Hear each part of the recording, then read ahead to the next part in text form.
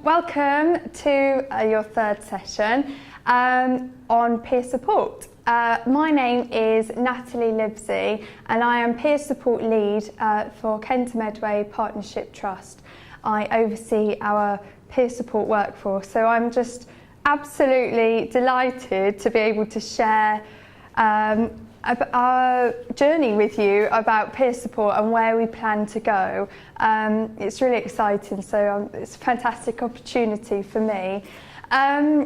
Firstly, I just wanted to be honest, who knows about peer support, who's heard of it or knows what it is about? Be honest. Okay. Fab, that's great. We've got some people that don't know. That's really good because it means I get to explain a little bit more.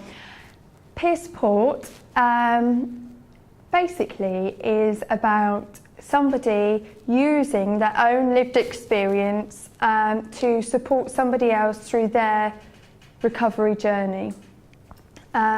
Whether it be, bereavement, relationship breakup, peer support is kind of endless in so many different ways, and I think looking at it from a mental health perspective, it's still very new.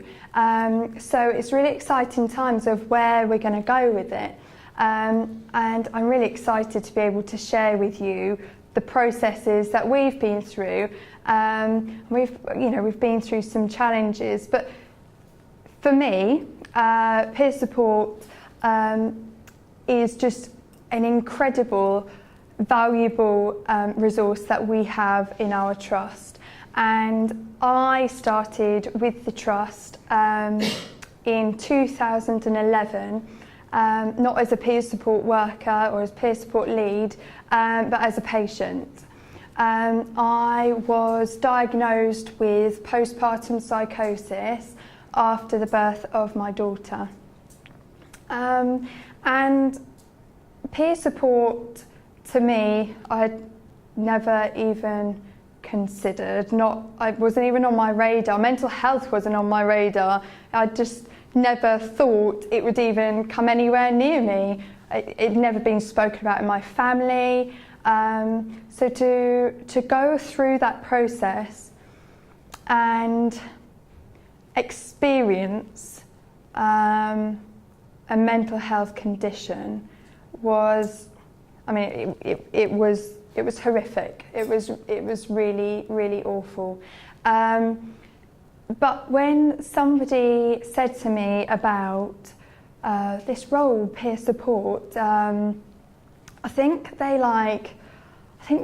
use their own lived experience. And I was like, oh, okay, yeah.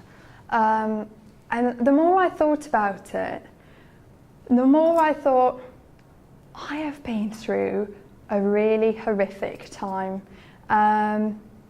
Something so painful that I struggled to come to terms with, and felt really angry that it had happened to me, that I'd missed such a special time with my baby. And the more I thought about peer support, the more I realised that the only benefit that I can really see that could come from this time would be to help somebody else through a time like this. To be able to stand there and say, I made it through, I did it. I'm here and I'm working, I've got a family, I do the food shopping, I wash the clothes, I do all the normal things, and to be in a role that could go alongside somebody and say, I believe in you, you can do it too, I did it, and that hope for somebody is just so powerful, and that's the real value that I think peer support workers really bring, that hope. So I want to share with you where we're at in our trust with our workforce. So, in Kent Medway, we currently have 30 peer support workers. Now that workforce has kind of organically grown from being 3 peer support workers that would kind of come and go on an ad hoc basis, be used for groups, you do a few talks on a voluntary basis, and I think the value of it was really starting to be recognised. There was an impact being had, and somebody felt like actually these people can make a significant difference, and we need to really think more about it. Let's pay them, let's make this a role, let's have them as an integrated part of a team. And that's how it really started to grow. So teams would think, okay, we've got a HCA post available, we've got a support time recovery post, let's work a bit creatively, change them into a peer support worker post, and so we have them pop up here and there, and it's growing, it's lovely. So we currently have peer support workers in acute, community, rehab, our mother and baby services, early intervention in psychosis, open dialogue, forensic addiction services, and our recovery college. And I'm really proud of all of our peer support workers, but just really amazing that we have a peer support worker in our forensic services, because it was really important to me to get somebody that's been through forensic services, that does have a colourful history, that can say, do you know what, I know what that's like, to somebody that's currently going through it. So we had the challenges with that, with the DBS checks, how staff felt about that, all of those things that we've overcome, and they are absolutely flying in their role, and they've been received so well, and just having such an amazing impact that, to think that how it was before, it's just like a significant difference. So that's something that we're really proud of. But I really wanted to share with you this quote. I love it because I think it really embodies peer support, it really underpins it. Offering and receiving help on shared understanding, respect and mutual empowerment between people in similar situations. I mean, it just says it. That's what peer support is. And as I said before, whether you've been through a bereavement, or you're a mum talking to another mum about how to breastfeed, whatever it is, it's somebody who's been through the same kind of thing. You just have that level of understanding, that engagement, that mutual respect for one another's experiences. And I think that's a really powerful thing when somebody's experiencing such mental distress in their life. It goes such a long way.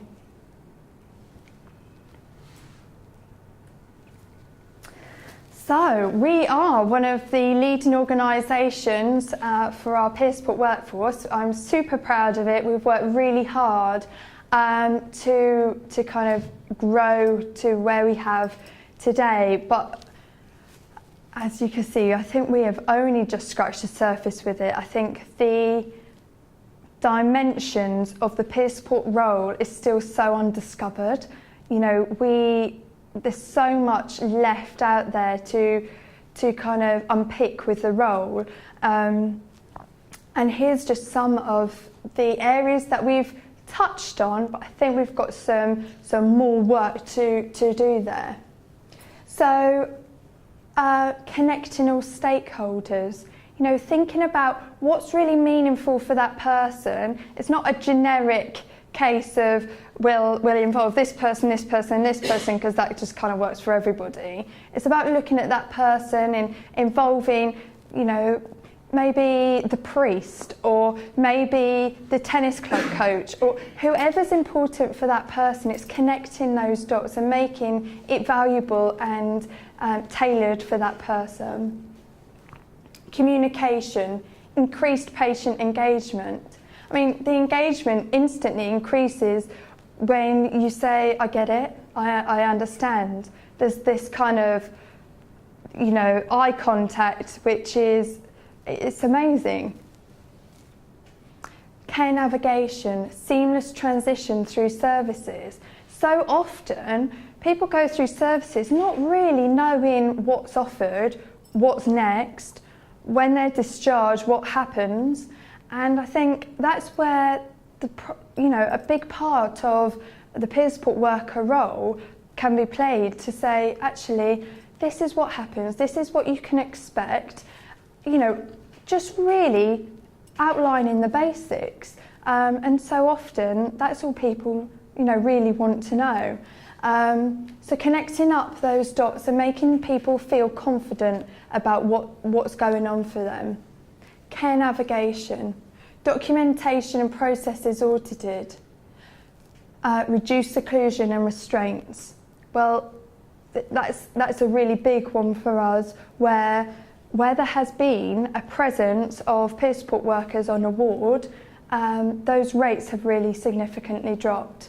The de-escalation process, where if a peer support worker is involved, it's amazing. It really reduces the ward temperature very quickly. Workforce culture change. I mean, thinking about language, looking at body language, looking at the way we react to situations, all of those things is about our culture. And with somebody that has been through services, it's so close to their heart, and maybe we are a little sensitive to things, but it only comes from a good place. We're only trying to improve, our services. Empowering patients to take more responsibility. So often we're told as patients, this is happening, please attend this meeting, go sit over here, I expect you to do this, that and the other. It's about handing that over, letting them take some responsibility of their journey, empowering them, drawing on their strengths of who they are as an individual, and making them accountable. And I think that really improves engagement with services. What are the benefits? I mean, I could go on all day, but I've listed some here. So, as I've mentioned before, reducing ward temperature. I don't have the figures with me right now, but I, hand on heart, can say that it is a significant figure that our ward temperatures are reduced when there is a presence of peer support worker. Whether that's because people feel more calm or because our team behave differently, I don't quite know, but there's something that happens when a peer support worker is on the ward that people are just, the ward is just a bit more calmer.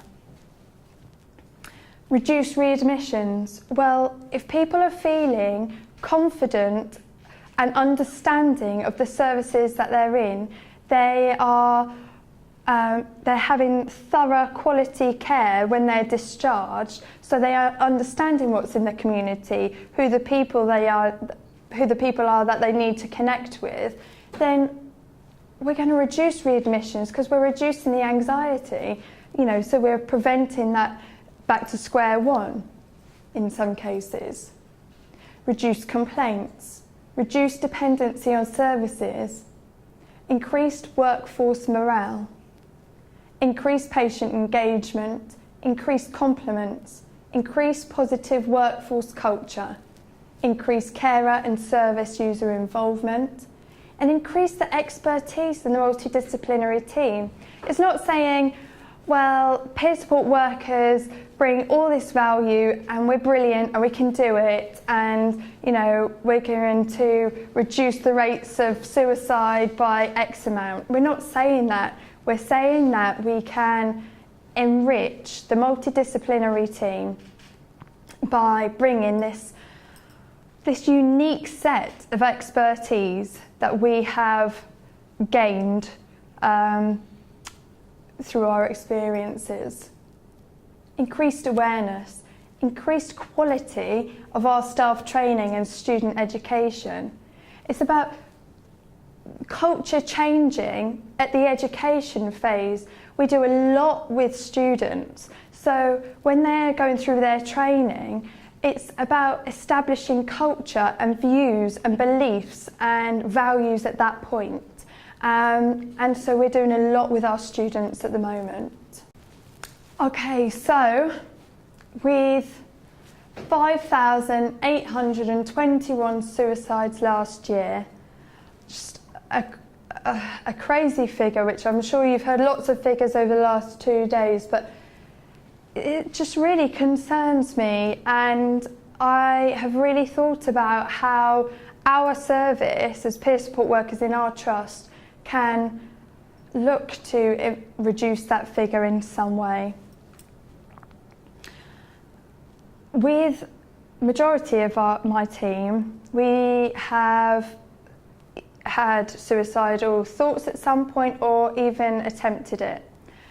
And when talking about it, we speak in our reflective groups, and it makes me realise how simple it can be just to be alongside somebody and how powerful that can be.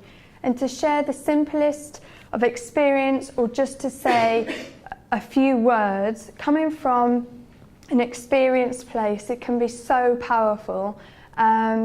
And people, my colleagues, my peer support workers who have experienced peer support actually in the situation where they have had suicidal thoughts, have said to me how much that has, how valuable that has been in that moment. It's so powerful. So here I found a theory, and it's really poor quality on here. But basically, it's underlining the fact that with, repeated emotional support, contact, and established respect for one another, that you can diffuse a situation very quickly or bring somebody out of that moment. Very, very powerful. Sorry, it's not such good quality. And thinking about how we implement this, who needs to be involved in, in creating this impact with peer support. Obviously, the multidisciplinary teams that peer support workers sit within, peer support workers need to be involved with training, helping to train the clinicians, giving education, changing the culture, improving the communications. And when people come into our services, to have that early intervention with a peer support worker, I think is so important. When people are leaving our services, to have that contact with the peer support worker. And for a peer support worker to establish that patient support network for somebody, to give carer education, to go through advanced care plans with them. If they were to experience this again, what would they like? Where would they like to be? Who would they like to be contacted? And that's the role of a peer support worker. So, in order to make this happen and be really successful, we need to increase our workforce to be consistent, to have a fair offering in our trust. We are a really big trust in terms of our geographical footprint. We're big. So it's about how we can have a consistent spread and what the cost is attached to that. Can we be creative with our unrecruited budgets? We're struggling to, recruit nurses across the country. What's the remit of a peer support worker? How diverse can they be? I think we are only just seeing a few of the dimensions of the actual role. To have specialist education for peer support workers, where we're looking to provide a career pathway for peer support workers, we need to be thinking specialist peer support workers, team leaders, and what's the training and support involved in getting them to those points. Reflective spaces for peers to process their thoughts and emotions, I mean, we are employing people to draw on their darkest times. That's going to have an impact. So it's how we look after them people in that time. You know, we need to be providing that time, that space for them to be able to process all of that.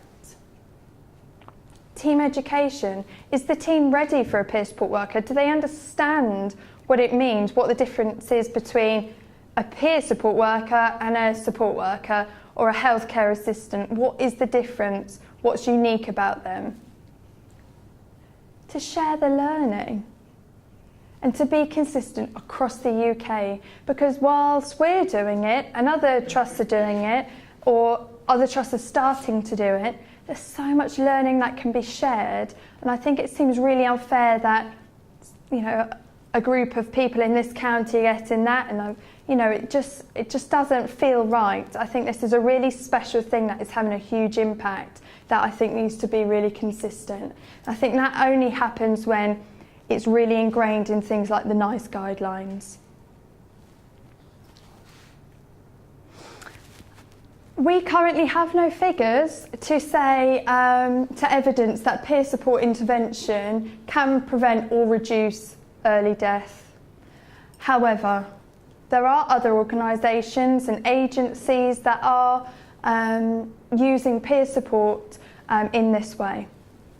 So, for example, Samaritans, they're using suicide prevention and peer support in the armed forces. Connections, peer support for suicide attempt survivors and those with suicidal thoughts. Here, there's a national strategy for suicide prevention that states peer support plays an important role in the treatment of mental and substance use disorders and holds a potential for helping those at risk for suicide. My peer support worker listened to me. He just got me. He didn't make me feel guilty or ashamed about feeling suicidal, probably for the first time ever. He helped me to think about what support I needed and how to stay safe. He is a lifesaver. And it's just so powerful, and I really want to make something of this. It's so valuable, and as I said, I feel like we've only just scratched the surface. And it's not sidelining clinicians or saying that, you know, we bring something special. It really is about enriching all of those elements that make a team. So over the next 5 years, this is a conservative plan, or I do want many more than this, but we're looking at 100 peers. And over a 12-month period, we will get the relevant data to, you know, determine the significant change in suicide rates where there has been peer support input. And I just want to end on this really powerful image. I think it just really says a lot.